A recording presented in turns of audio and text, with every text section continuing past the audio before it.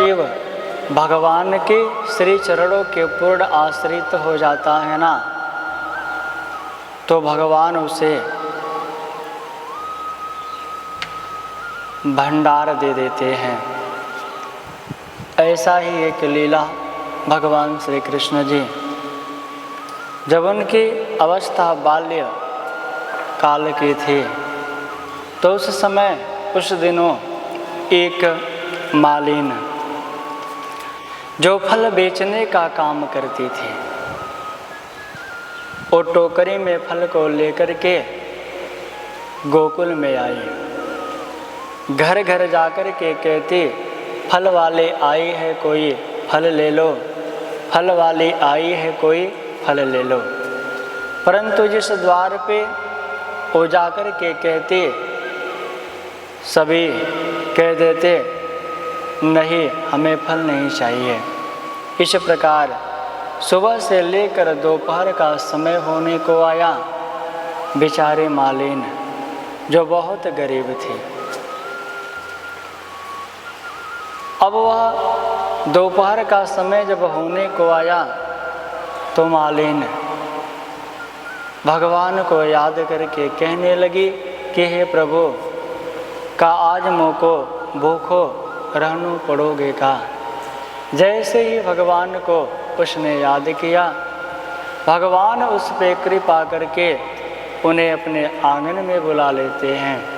फल वाली मालिन जब टोकरी में फल लेकर के गई, भगवान श्री कृष्ण जी जो बाल स्वरूप में हैं, उनकी सुंदरता का वर्णन इस जिहा के द्वारा कहाँ कोई कर सकता है।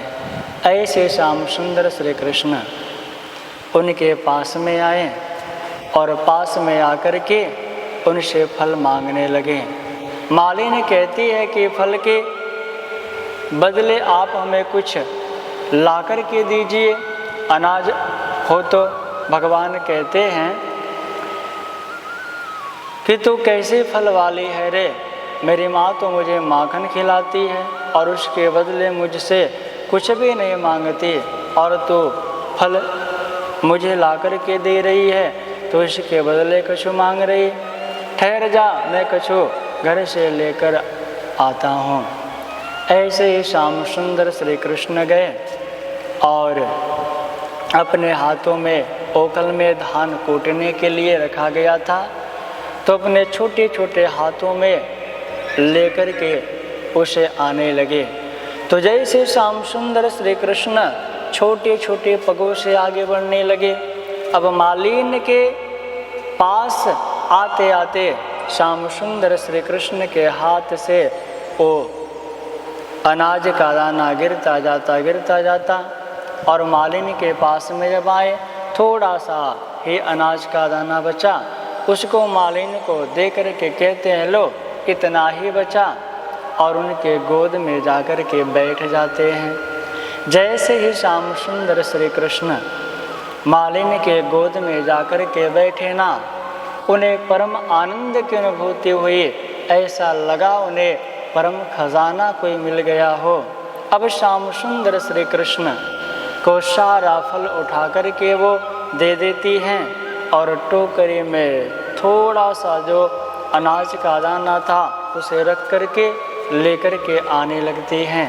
रास्ते भर कहते आती हैं, आज तो बड़ी अच्छी कमाई हो गई, आज तो बड़ी अच्छी कमाई हो गई। और जैसे ही अपने झोपड़ी में आती है ना, फल को जो टोकरी है उसे उतार करके नीचे रखती हैं, और पर्दा जैसे ही उठाती हैं, पूरा का पूरा टोकरी हीरे जवाहरात से भरा होता है। इसलिए कहा गया कि मांगने वाले खाली न लौटे, कितनी मिली खैरात ना पूछो। उनकी कृपा तो उनकी कृपा है, उनकी कृपा की बात न पूछो, बस भगवान के आश्रित हो जाइए, भगवान आपके सारी मनोकामनाओं को पूर्ण कर देंगे। जय श्री राधे, जय श्री श्याम।